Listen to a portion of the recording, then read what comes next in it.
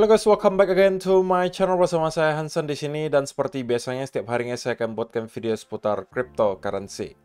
Apa kabar kalian hari ini semuanya? Semoga dalam keadaan yang baik-baik saja.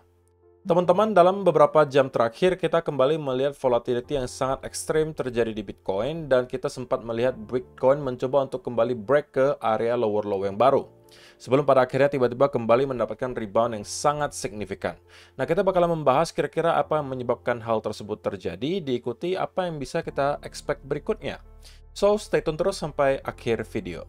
Sekarang kita bakal mulai dari CoinMarketCap terlebih dahulu. Per hari ini secara global market cap crypto berada di angka 2,25 triliun dolar atau turun sekitar 0,53%. Nah, di top 10 coin sendiri kita juga melihat keadaannya sebenarnya mix. Ada beberapa yang hijau tapi dominan masih berwarna merah. Yang menjadi top performer adalah Toncoin dengan kenaikan 13,95% menuju 6,94 dolar. So, itu adalah outlook sementara dari beberapa top coin yang ada. Sekarang kita langsung aja masuk ke beberapa data dan berita terbaru hari ini.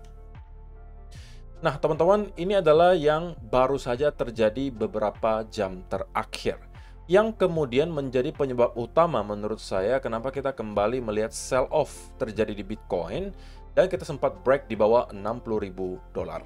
Yaitu adalah serangan balik dari Israel ke Iran. Nah, kita tahu teman-teman bahwa beberapa waktu terakhir salah satu topik yang sangat hangat diperbincangkan adalah persoalan geopolitik, tensi antara Israel dan juga Iran.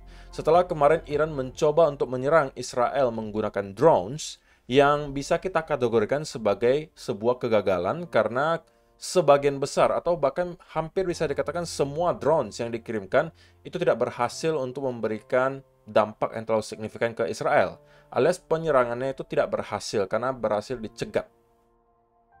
Dan drone-nya berhasil dihancurkan sebelum pada akhirnya berhasil untuk menyerang Israel.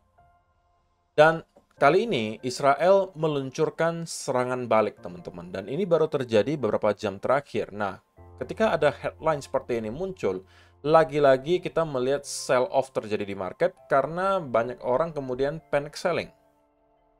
Tapi saya notice satu hal yang mungkin juga kalian notice, teman-teman. Ketika market maker pengen membuat penurunan harga yang signifikan, ada-ada aja gitu berita yang bisa mereka buat. Kalau kalian lihat sekarang, semuanya cenderung beritanya negatif. Mulai dari tensi geopolitik tentunya, kemudian adanya isu bahwa Perang Dunia Ketiga akan segera dimulai. Ada juga persoalan ekonomi, di mana kita melihat inflasi di Amerika sedikit mengalami kenaikan, dan kemudian isunya adalah the Fed akan menunda untuk melakukan rate cuts. Itu tentunya bukan berita positif juga untuk market. Dan juga spesifiknya untuk Bitcoin, kita juga bisa melihat berbagai FUD kembali ditebar. Salah satunya adalah dari CEO JP Morgan, yang lagi-lagi membuat interview yang baru, dan di interview tersebut dia menyampaikan bahwa Bitcoin adalah sebuah penipuan dan Ponzi scheme. Padahal teman-teman, JP Morgan adalah salah satu authorized participant for BlackRock's Spot Bitcoin ETF. Jadi mereka termasuk salah satu yang berkontribusi di Spot Bitcoin ETF, tapi CEO-nya sendiri mengatakan bahwa Bitcoin itu adalah sebuah penipuan dan Ponzi schemes. Nah, kira-kira mana nih yang harus kalian ikuti? Apa yang dia katakan atau apa yang mereka lakukan? Kalau saya pasti akan memilih yang nomor 2. Oke, look at what they are doing, not what they are saying. Jadi jangan lihat apa yang jangan dengar apa yang mereka katakan, tapi lihat apa yang mereka lakukan. Jelas-jelas mereka merupakan authorized participant untuk Spot Bitcoin ETF-nya BlackRock. Nah, tapi CEO-nya sendiri menyatakan Bitcoin itu fraud atau penipuan. Jadi, semua berita beberapa hari terakhir itu cenderung bearish untuk Bitcoin. Membuat kita melihat sentimen yang awalnya extreme greed, sekarang sudah kembali ke arah netral. Dan bahkan saya bisa katakan mungkin sudah hampir condong ke arah fear, teman-teman. Ya, karena berbagai isu yang berkembang beberapa waktu belakangan, terutama mungkin soal geopolitik lah teman-teman. Pasti banyak yang merasa mungkin, wah kalau misalnya Perang Dunia Ketiga nggak mungkin dong Bitcoin bakalan bisa naik harganya dan lain seterusnya. Padahal kita sudah menunjukkan bahwa secara historis, ketika kemarin Rusia memutuskan untuk invasi Ukraina, memang kita mendapatkan ada sell-off initially. Tetapi beberapa hari kemudian kita mendapatkan recovery, bahkan V-shape recovery, teman-teman. Bukan untuk mengatakan bahwa itu yang persis akan terjadi juga kali ini, tetapi itu sedikit banyak mungkin bisa menunjukkan bahwa tidak pasti bahwa ketika ada peperangan terjadi, Bitcoin itu performanya bakalan buruk. Gitu ya. Dan sebagai perspektif juga teman-teman, salah satu yang mungkin juga membuat orang skeptis gitu ya terhadap pergerakan Bitcoin beberapa hari terakhir adalah karena juga spot Bitcoin ETF secara net itu ya, 1 minggu terakhir itu banyakkan outflow-nya gitu. Tetapi seperti yang disampaikan oleh Eric Balchunas di sini, menurut saya menggambarkan dengan sangat baik ya. Totally normal for ETF category to cool off after breathtaking pace like this, especially with price down 12% in past 5 days. More on that in a minute. Jadi, kalau misalnya kita melihat ada cool off di inflow-nya ETF, itu adalah sesuatu yang wajar, teman-teman. Kenapa? Karena kita melihat angka pembelian atau inflow yang terjadi selama beberapa bulan terakhir itu sudah sangat masif, teman-teman. Jadi, kalau ada masa atau fase di mana dia sedikit cool off, itu adalah sesuatu yang wajar. Tetapi kalau kita bicara soal nominalnya, menurut Eric Balchunas itu mikroskopik atau kecil banget sebenarnya angkanya. Karena dalam kurun waktu 5 hari terakhir, net flow-nya itu hanya minus 223 juta dolar. Dan itu hanya 1% dari total inflow yang terjadi selama beberapa bulan terakhir. Oke?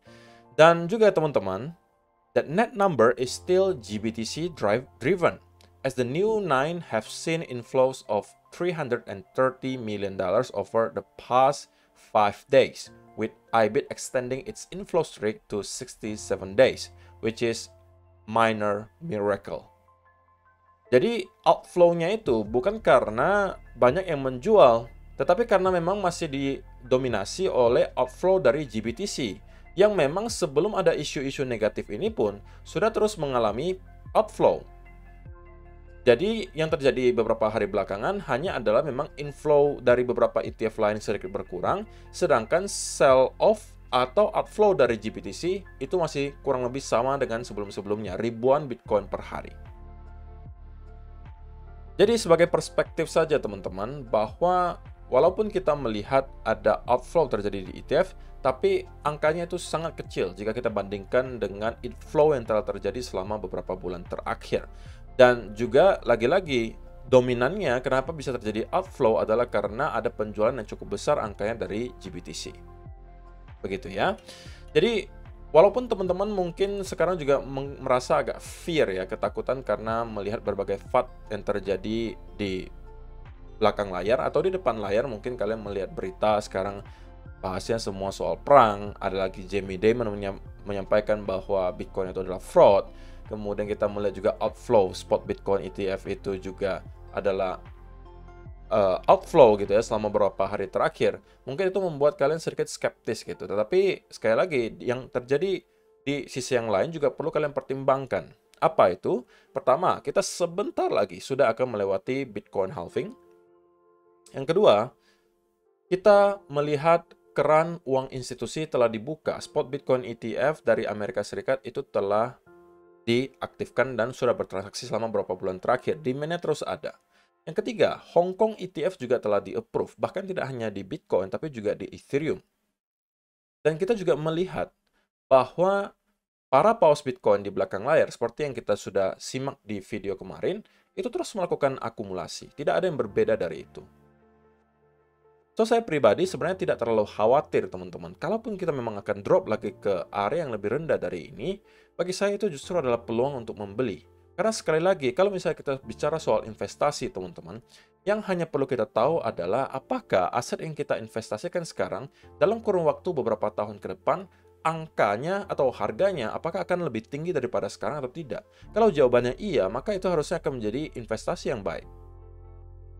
Jadi kalau kalian mempunyai time frame yang panjang, katakanlah kalian mau hold 4-5 tahun dari sekarang, saya rasa tidak akan ada masalah mau kalian beli di harga berapapun. Bagi saya seperti itu. Tapi kan tidak semua mungkin menerapkan planning yang sama. Mungkin ada yang pengen mencoba untuk timing the market. Ya, saya tidak menyalahkan hal tersebut, tapi akan sangat sulit untuk dilakukan, teman-teman. Terlebih lagi kalau kalian belum berpengalaman ya melakukan hal tersebut. Dan juga yang terakhir, teman-teman, bahwa disampaikan oleh Byzantine General di sini. We haven't had such consistent spot premium since 40K. Jadi ada sesuatu yang disampaikan di sini. Aggregated open interest dan juga aggregated premium. Yang di-highlight adalah yang ini, teman-teman. Terakhir kali kita melihat aggregated premium berada di area yang serendah ini dan konsisten, itu ketika Bitcoin di kurang lebih harga 40.000. Pada saat itu, teman-teman, kalau kalian lihat, itu merupakan akhir dari koreksi atau pullback yang terjadi dari yang Bitcoin awalnya 48.000 ke kurang lebih 38.000. Kita kemudian rebound, tapi aggregated premiumnya masih dalam keadaan negatif dan konsisten. Dan pada akhirnya kita melihat Bitcoin terus-menerus mengalami rally. Nah, kalau kita melihat hal yang sama terjadi, maka kita juga bisa expect mungkin Bitcoin akan kembali rebound, teman-teman. Walaupun bisa aja perlu waktu jauh lebih panjang daripada ekspektasi kita. Karena kalau misalnya kalian perhatikan di sini, koreksi yang kemarin terjadi, teman-teman, itu juga cukup panjang ya. Kita perlu mungkin 2-3 minggu konsolidasi sebelum pada akhirnya kita breakout dan kembali ke momentum yang bullish. So, itu adalah beberapa data dan berita hari ini yang pengen saya sampaikan untuk kalian. Sekarang kita masuk ke chartnya Bitcoin. Dan saya pengen aja langsung mulai dari 1 hour chart. Nah, teman-teman, sebenarnya untuk gambaran besarnya tidak jauh berbeda dengan yang sudah saya sampaikan di beberapa video terakhir. Bahwa intinya yang saya lihat terjadi di Bitcoin adalah, pertama, indikasinya sudah cukup jelas menurut saya ada pelemahan momentum bearish. Tetapi teman-teman, untuk dapat kita mendapatkan sebuah reversal dari segi tren, itu beberapa hal perlu terjadi. Tidak hanya adanya pelemahan momentum bearish, tapi kita juga perlu melihat buyers mulai step in juga. Karena ini kan hanya persoalan supply dan demand. Buyers dan sellers. Kalau buyersnya lebih banyak, otomatis harganya naik. Sellersnya lebih banyak, otomatis harganya turun. That's it, gitu. Nah, kita pengen melihat sellersnya berkurang. Itu adalah step yang pertama, kalau kita mau melihat ada reversal. Ya. Nah, itu sudah terjadi menurut saya, pelemahan momentum bearish. Nah, yang kedua, kita mau melihat buyers itu mulai start kembali masuk dan mampu mengimbangi sellers. Dan step kedua ini menurut saya juga sudah mulai kita lihat terjadi di Bitcoin. Buktinya di mana? Buktinya setiap kali ada koreksi di sini, selalu ada perlawanan yang cukup masif dari para bulls. Gitu ya. Kita turun, kemudian pullback-nya cukup dalam, kita turun, pullback-nya cukup dalam, kita turun, pullback-nya juga cukup dalam. Menunjukkan bahwa setiap kali ada sell-off, ada buyers di sana yang menunggu. Jadi, buyers sudah start untuk mengimbangi gitu. Nah, barulah step ketiga, kita mau melihat nanti buyers mulai lebih mendominasi daripada sellers. Nah, step itu menurut saya baru akan terjadi ketika secara struktur, teman-teman, kita telah berhasil untuk break dari area lower high terakhir. Yang saya asumsikan berada kurang lebih di area $64.000. Kalau sebelumnya kita constantly membentuk apa? Lower low, lower high, lower low, lower high, lower low, lower high, lower low, lower high, lower low. Dan ini masih potensi lower high. Dan sekarang kita sebenarnya membuat sedikit lower low. Dan memang teman-teman kita masih berpotensi membuat lower high berikutnya. Gitu kan, yang kemudian bleed out sampai ke area 55-58.000. Tapi apakah garansi itu terjadi? Tentunya tidak. Nah, hal yang bisa mengubah sentimen dari yang awalnya mungkin strukturnya bearish ke bullish adalah kalau kita sudah break di atas 64.000 di sini. Karena kalau itu yang terjadi, maka pada saat itu indikasi ketiga telah terjadi, di mana terlihat buyer sudah lebih memegang kendali atau mendominasi daripada sellers. Ya kan? Dan step terakhir nantinya, kalau kita mau melihat Bitcoin sudah bersiap untuk ke higher high yang baru, adalah kita mau melihat sellers sudah sangat sedikit dan buyers semakin banyak. Alias total domination of bulls.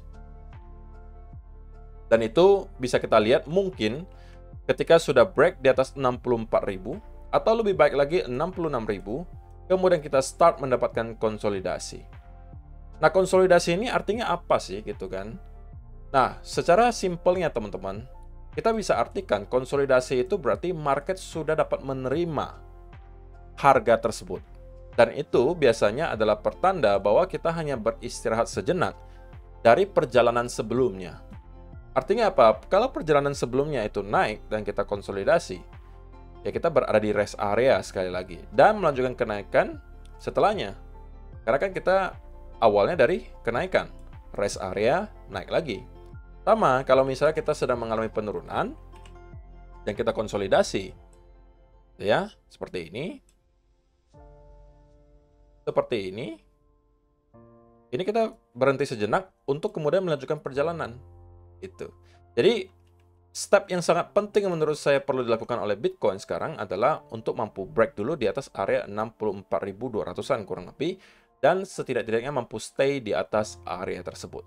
Karena kalau itu yang kita lihat, maka kita berpotensi untuk dapat break dari struktur bearish-nya.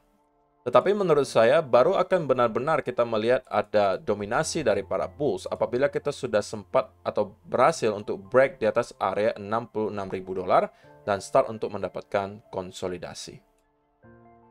Kenapa teman-teman? Karena kalau di atas $66.000 berarti ada banyak hal yang terjadi. Selain kita telah mendapatkan breakout dari struktur bearish-nya, yang kedua, kita juga telah berhasil berarti nge-reclaim area yang sebelumnya major resistance. Nah, kita break, kemudian consolidate menjadi area support. Dan itu menurut saya sudah clue yang cukup besar bahwa Bitcoin terlihat sudah siap untuk kembali membentuk higher high yang baru. Atau setidak-tidaknya kembali nge-retest ke beberapa area yang lebih tinggi seperti area 72.000 dan juga $73.000. Oke, jadi kalau misalnya ditanya untuk short term banget gitu ya, saya juga masih sedang mencari sebenarnya apakah ada setup yang bisa saya manfaatkan walaupun belum ketemu teman-teman, karena swing yang kita lihat di sini itu sangat-sangat kencang gitu ya, nominalnya juga sangat besar sehingga kalau saya manfaatkan double bottom di sini, kalau saya anggap ini sebagai double bottom, maka ini dari segi risk to reward ratio kemungkinan nggak akan memadai. Kenapa? Karena naik sedikit dari ini kita sudah akan ketemu dengan area major resistance 66.000. Sedangkan stop loss saya harus berada di bawah area ini. Dan that doesn't make any sense for me to take gitu. Jadi untuk sementara saya masih tetap akan stay away from the market terlebih dahulu. Kecuali sekali lagi di spot ya, kalau saya melihat ada altcoin yang mungkin harganya attractive dan konservatif, yang sebenarnya udah saya mention juga di video altcoin Indonesia kemarin, mungkin saya akan start untuk serok gitu. Tapi kalau untuk trading, saya lebih memilih untuk mendapatkan konfirmasi lebih lanjut. Antara apakah kita akan sell off kembali dan membentuk lower low baru terakhir, sebelum pada akhirnya kita konsolidasi panjang membentuk reversal pattern, ini akan saya manfaatkan. Atau kita mampu breakout di atas $66.000, start konsolidasi, dan ini juga akan saya manfaatkan untuk masuk. Oke. So, saya rasa itu aja sih yang perlu saya sampaikan di video hari ini, teman-teman. Terima kasih untuk kalian yang sudah menonton sampai selesai. See you in the next video. Bye-bye.